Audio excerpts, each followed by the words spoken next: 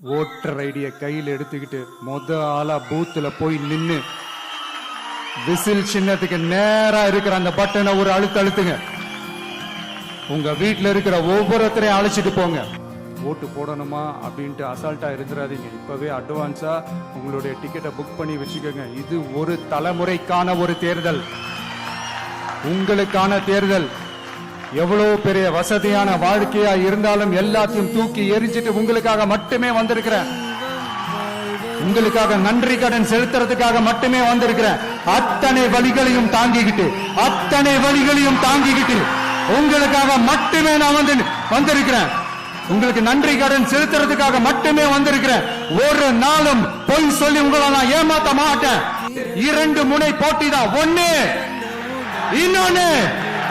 ஒன்னு டிவிகே, இன்னொன்னு டிஎம்கே.